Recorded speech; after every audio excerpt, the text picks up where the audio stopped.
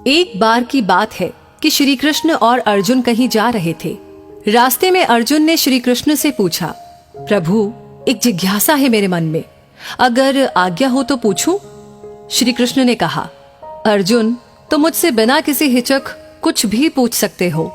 तब अर्जुन ने कहा कि मुझे आज तक ये बात समझ में नहीं आई कि दान तो मैं भी बहुत करता हूं, परंतु सभी लोग कर्ण को ही सबसे बड़ा दानी क्यों कहते हैं? ये प्रश्न सुनकर श्री कृष्ण मुस्कुराए और बोले कि आज मैं तुम्हारी ये जिज्ञासा अवश्य शांत करूंगा।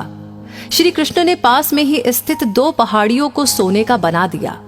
इसके बाद वो अर्जुन से बोले कि हे अर्जुन, इन दोनों सोने की पहाड़ियों को तुम आसपास के गांव वालों में बांट दो। अर्जुन प्रभु से आज्ञा लेकर तुरंत ही ये काम करने के लिए चल दिया। उसने सभी गांव वालों को बुलाया। उसने कहा कि वो लोग पंक्ति बना ले, अब मैं आपको सोना बांटूंगा, और सोना बांटना शुरू कर दिया। गांव वालों ने अर्जुन की खूब जय जयकार करनी शुरू कर दी। अर्जुन सोना पहाड़ी में से तोड़ते गए और गांव वालों को देते गए। लगातार 2 दिन और 2 रातों तक अर्जुन सोना बांटते रहे और अर्जुन में अब तक अहंकार आ चुका था। गांव के लोग वापस आकर दोबारा से लाइन में लगने लगे थे। इतने समय पश्चात अर्जुन काफी थक चुके थे।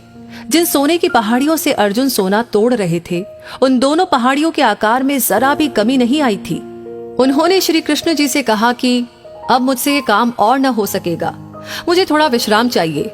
प्रभु ने कहा कि ठीक है, तुम अब विश्राम करो, और उन्होंने अब कर्ण को बुला लिया। उन्होंने कर्ण से कहा कि इन दोनों पहाड़ियों का सोना इन गांव वालों में बांट दो। कर्ण तुरंत सोना बांटने चल दिए। उन्होंने गांव वालों को बुलाया और उनसे कहा, ये सोना आप लोगों का है, जिसको जितना सोना चाहिए वो यहाँ से ले जाए। ऐसा कहकर कर्ण वहां से चले गए। ये देखकर अर्जुन ने कहा कि ऐसा करने का विचार मेरे मन में क्यों नहीं आया? इस पर श्री कृष्ण ने जवाब दिया कि तुम्हें सोने से मोह हो गया था। तुम खुद ये निर्णय कर रहे थे कि किस गांव वाले को कितनी जरूरत है, उतना ही सोना तुम पहाड़ी में से खोद कर उन्हें दे रहे थे। तुम में दाता होने का भाव आ गया था। दूसरी तरफ कर्ण ने ऐसा नहीं किया। वो सारा सोना गांव वालों को देकर वहां से चला गया। वो नहीं चाहता था कि उनके सामने कोई उनकी जय जयकार करे या प्रशंसा करे। उसके पीठ पीछे लोग क्या कहते हैं, उससे उसको कोई फर्क नहीं पड़ता। ये उस आदमी की निशानी है जिसे आत्मज्ञान हासिल हो चुका है। इस तरह श्री कृष्ण ने खूबसूरत तरीके से अर्जुन के प्रश्न का उत्तर दिया। अर्जुन को भी अब अपने प्रश्न का उत्तर मिल चुका था। दान देने के बदले में धन्यवाद या बधाई की उम्मीद करना भी उपहार नहीं, सौदा कहलाता है। यदि हम किसी को कुछ दान या सहयोग करना चाहते हैं तो हमें ये बिना किसी उम्मीद या आशा के करना चाहिए, ताकि ये हमारा सत्कर्म हो, न कि हमारा अहंकार। इस कहानी के बारे में आप क्या कहना चाहते हैं, हमें कमेंट बॉक्स में लिख करके जरूर शेयर करें।